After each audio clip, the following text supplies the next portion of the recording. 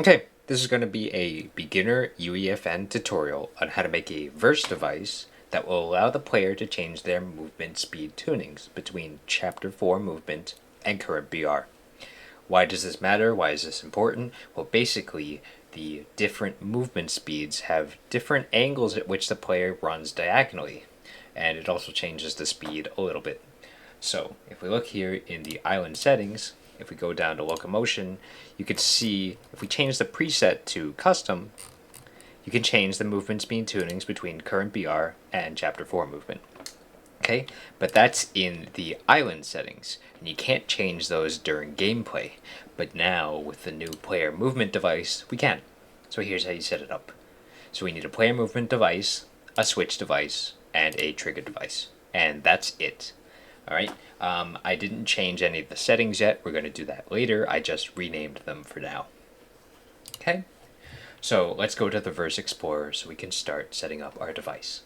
Let's go Verse Explorer, and we're going to right click on the project name to add new verse file to project. Okay, you can name it whatever you want, but I'm going to name it Movement Manager. Okay, and I'm going to click Create. Alright, it's going to load for a second, and after it's done loading, we're going to open up Visual Studio Code by clicking on the Verse button. Here we go, Verse, and it's going to open up Visual Studio Code. Now on the left here in the Explorer, if you don't have it, click this button. We have the Movement Manager that we just made. So the first thing we have to do is we have to make a reference to the Fortnite devices that we have in our scene. That way our verse device can communicate with them. And we do that by using editables. So here we go. At editable, and we're going to make a reference to the player movement device of type player underscore movement underscore settings underscore device equals player underscore movement underscore settings underscore device with the curly braces. Okay, and we're going to do the same thing for the switch and the trigger.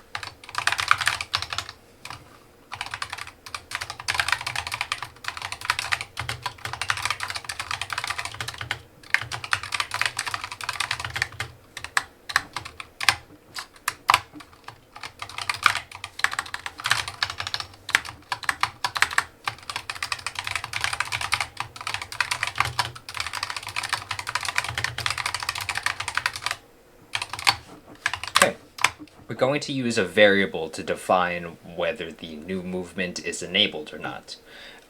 That's going to be a logic variable, a variable of type logic, so that we can set it to be true or false. Okay, so variable new movement enabled of type logic equals true. Let's make it false for right now.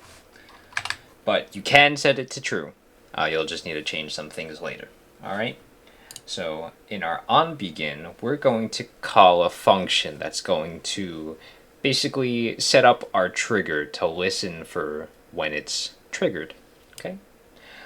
If that doesn't make sense, just ask me and I'll try to explain it better. But here we go. We have a function init trigger, and in this function, we don't need to pass anything through, and we're not returning anything. So let's begin. We have our trigger movement device, and we need to listen for the triggered event.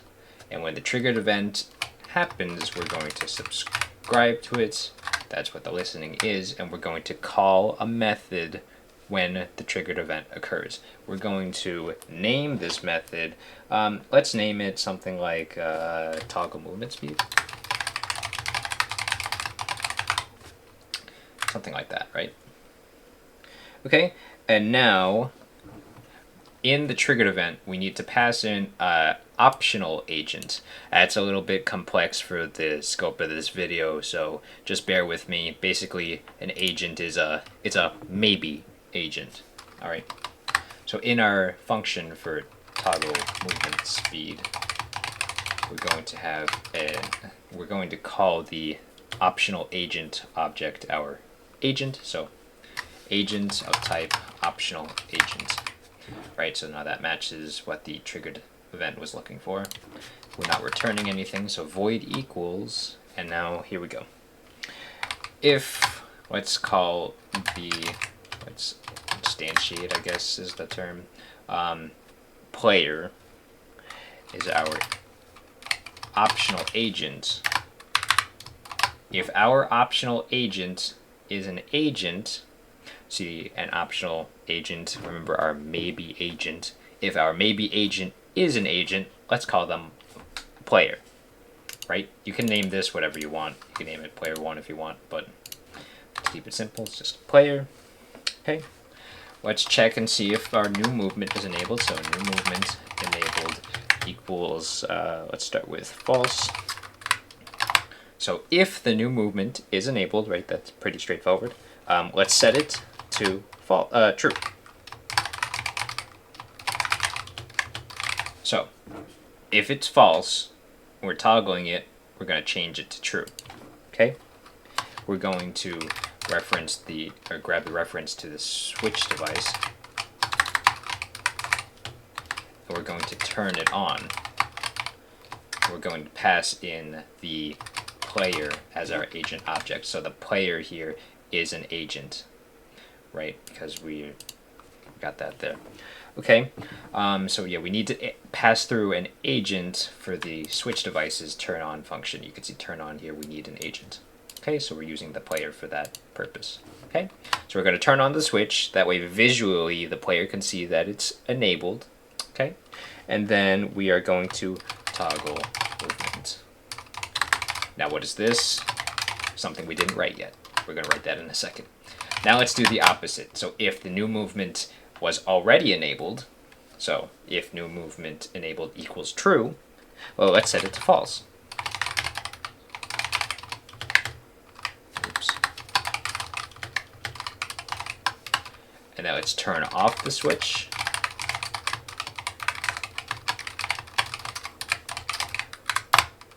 And let's toggle movement for the player.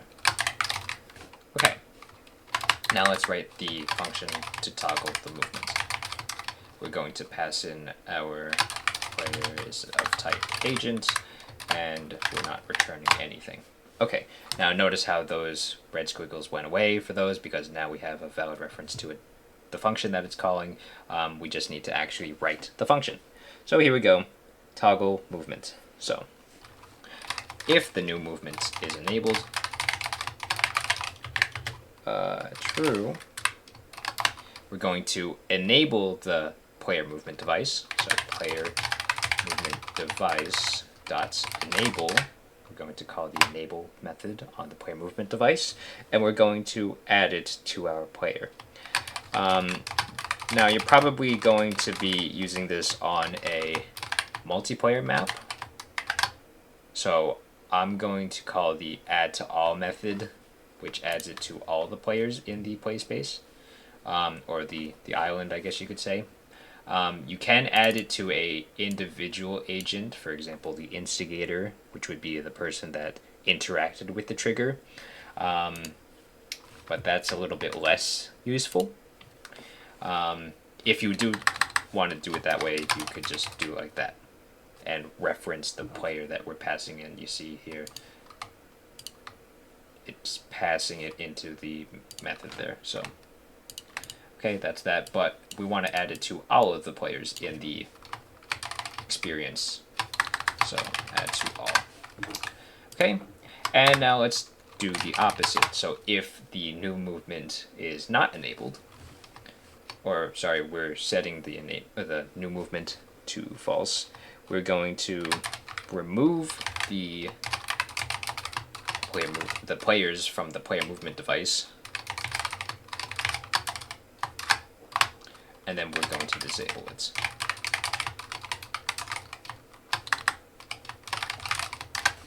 Okay. Now, basically how the player movement device works, if you're unaware, it works like a list. It affects all the players that are added to it, and then any players that are removed from the device are not affected by it. So we are adding all of the players to the device, and then when we're disabling it, we are removing all the players from the device.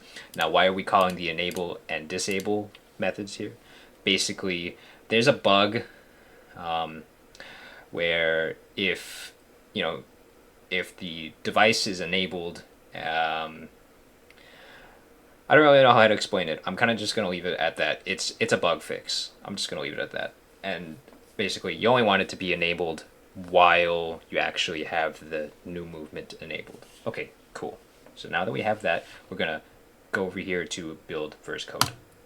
All right, or you can go and build verse code from here. All right, now that we have that in place, we're going to change our settings for our devices. So we go with the player movement device, add it to players on start. We're going to disable that. Enable during phase, we're going to set that to none. Again, for the bug fix, we're going to set it to none so that it doesn't apply to any player. And the moving setting presets, pay very close attention. You see how it says current BR here? That's fine, but there is no chapter 4 movement setting here. So how do we toggle between both of them? We basically set the island settings to be chapter 4 movement, and then we add the current BR movement using the player movement device. Do you understand how that works? Okay. You could change these settings however you want, or you can leave them in. I mean, technically, none of these were in chapter 4 movement, neither the boosted jump. But for the chapter 4 movement speed, that's what you had. And now in the player movement device, now we're going to, when we add a player to this device, they will get current BR movement speed. Okay? You don't need to change any of these settings unless you want to. And then we don't need to work with the direct event binding because it's all done in verse. Okay? Now we have the switch here. Now, remember how I said you might need to change some things. If you wanted new movement enabled by default, you would change this initial state here. But since it's not enabled by default, it's false. Okay. Visible during game, yes. We are not going to be able to interact with it. And it's not going to make any sound because this switch works like an indicator. It's just a sign telling the player if the new movement is enabled or not. Okay, we're not using it like a button. That's what the trigger is for. Okay, no cooldown or any limits like that, and that's pretty much it when we don't need persistence. All right, great.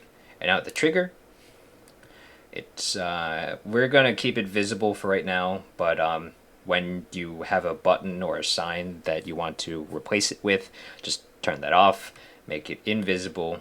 Okay, trigger by player, I'm gonna turn that off because we have a weapon to trigger it with, and then I'm just going to disable those as well because we don't need that.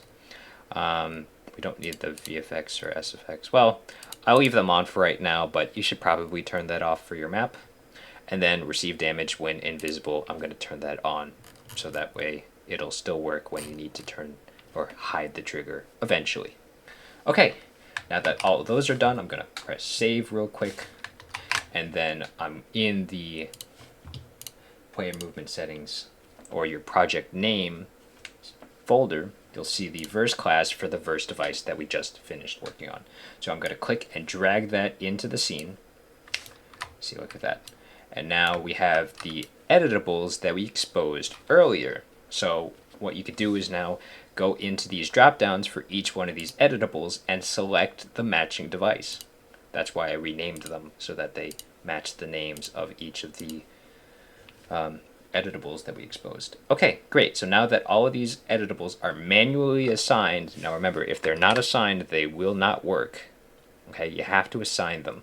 So that way the verse device knows which Fortnite device to communicate with. Now that they're assigned and we have all the settings changed, it should be good to go. So let's test it out.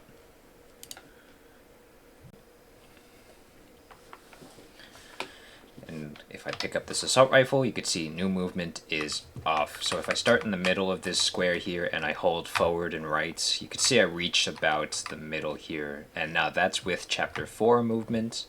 Now if I enable new movement, the switch turns on, and now you can see if I hold forward and right, I'm like 80% across this line here. So that's a big difference. So from like here to here, that's how much of a difference the strafing angle is on new movement. So you can see why it's a big deal. So being able to have both presets on the same island is pretty cool, because, you know, a lot of people still prefer the angles on the older movements, while some people want more realistic practice. So if you implement this into your maps, you will have a much more useful map. All right, any questions, just let me know. Feel free to use code RU in the item shop if you thought this video was helpful. And yeah, enjoy.